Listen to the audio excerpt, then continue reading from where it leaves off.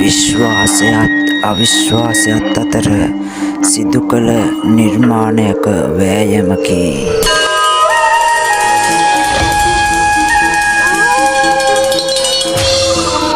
තොයිල වැඩ හමාර කරලා ගෙදරට එමින් ගමන් හිටි ගුරුන් වහන්සේ පස්සෙන් කවුද උසේකෙක් ඇවිදන් එනවා දැකපු හින්දම ආවේ කවුද කින්දමන්ද ගේ මොනවත් හරියට දැක්කේ එනම් ගුරුන් වහන්සේවත් කම්බස් කොටන් ඇවිල්ලා තියෙන ඊළඟට අපේ ගෙදරට ගුරුන් වහන්සේගේ විසුත්තර හීන් බණ්ඩසිය කියාගෙන ගියේ වම් එක මට ඒක හොඳට තේරෙනවා.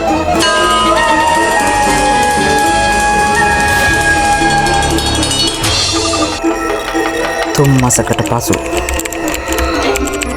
ඉතින් කොහොමද අලුත් තොරතුරු අපේ ලොකු ඉස්කෝලේ මහත්තයෝ හප්පද බොල කොච්චර කාලෙකින්ද මලින්ද ගුරුන් වහන්සේ හම්බ වුණේ දැක්ක කල නෑ ඉස්කෝලේ මහත්තයා නොදන්නව නෙමෙයි ඉතින් අපිට තියෙන වැඩ රාජකාරී අමනුස්ස ලෝකවලේ කාලෙක හැප්පෙද්දි කොහෙද වෙලාවක් කලාවක් ඒත් ඉතින් ඉස්කෝලේ මහත්තයා අද මම තැනක ඉන්නවා නම් ඉතින් ඔයාලගේ මාමා සියලු ගුරුන් වහන්සේ හින්දා තමයි මගේ ගුරුන් වහන්සේ මාමගේ හොඳම ගෝලයෙක් වුණ මලින්ද ගුරුන් වහන්සේ හොඳ ගල්ගමුවේ දාගෙදරින් ඉඳන් දානෙට ඇවිල්ලා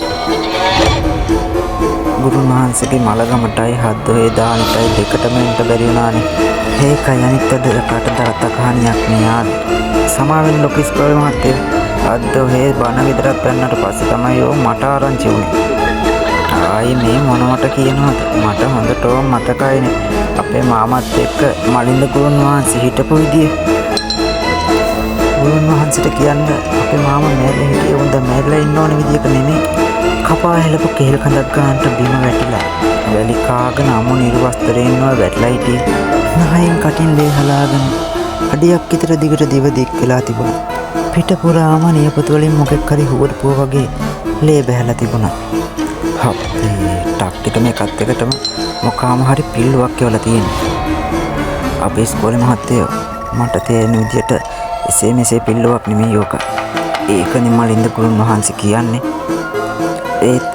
ඒත් මොකද අපේ ගුරුන් වහන්සේ මාමට මේ වගේ තිරිසන් වැඩක් කරපු එක මට අදටත් හොයාගන්න බැරි වුණේ ඒකම තමයි ඉස්කෝලේ මහත්තයෝ දැන් ඕක ගැන කල්පනා කර කර ඉඳලා තේරුම් නැතුව පිහින් සීරුවේ මේකට අදාළ කව හොයාගන්න.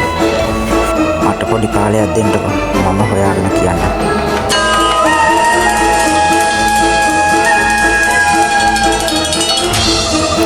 මට එතකම් ගුරුන් වහන්සේ මාම බෙල්ල බෙදපු සුලේ දෙන්නකෝ. ඉතින් මම ගුරුන් වහන්සේ මාමගේ බෙල්ලෙන් ගලවපු සුර කෑල්ල මලින්ද ගුරුන් වහන්සේට දීලා ගුරුන් වහන්සේට පින් දුන්නා. ඕන් එහෙනම් අවසරයි. ඉස්කෝලේ මහත්තයාට මං ගොහින් පණිවිඩයක් එවන්නම්කෝ. බර කතාවලින් පහු මලින්ද ගුරුන් වහන්සේ දාන කටයුතු ඉවර වුණාට පස්සේ ආපහු ගමනට බලා පිටත් වුණා.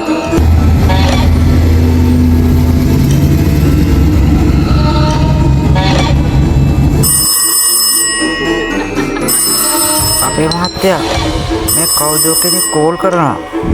මාලතී කීයස්සේ ඉඳන් බෙරිහන් දෙනවා. එතකොට මම හිටියේ එළිය අඹ ගහ ගාව බංකුව උඩ වාඩි වෙලා වෙන කල්පනාවක. හෙලෝ ජයම්පති ලොකු ඉස්කෝලේ මහත්තයා නේද මේ? ඔව් ජයම්පති ලොකු ඉස්කෝලේ මහත්තයා නම් තමයි. ඔය කවුද කිව්වන? ඇයි අඳුර ගන්න බැරිද අප්පා? මම මේ මලින්ද ගුරුන් වහන්සේ කතා කරන්නේ. මොකද ඊයෝ දැක්කා වගේ. මලින්ද ගුරුන් වහන්සේ මේ සෑහෙන කාලෙකින් මේ අපව මතක් වෙලා තියෙන්නේ. කොහොමද ගුරුන් වහන්සේ? නැද්ද මොකද අලුත් ආරංචි එන? තියෙනවා. ඒක නේනම් මම මේ තකහණිය ටෙලිෆෝන් කෝල් එක ගත්තා. ඒ කියන්නේ ගුරුන් වහන්සේට පුළුවන් වුණාද මම මාමා මාරුපේ කව හොයාගන්න? මොකද ජයන්පති මහත්තයෝ මං කියපු විදියට මේ අසමත් ಜಾති වැඩේ කරපු එක හොයාගත්තා. උගේ නම අහලා ඉස්කෝලේ මහත්තයා කලබල වෙන්න කාරි නෑ. ඉස්කෝලේ මහත්තයා ගමට ගම් දෙකක් විතර යන් ඉන්නව නේද? අපෙන් ගුරන් කියලා එකේ. ආන්ට උ තමයි මේ වෙන්නේ කරලා තියෙන්නේ.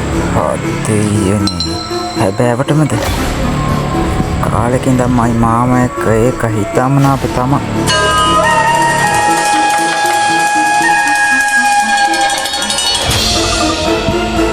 සාන්ති තොයි වලට ඔක්කොටම කට්ටිය ආවේ අපේ මාමා ගාවටනේ.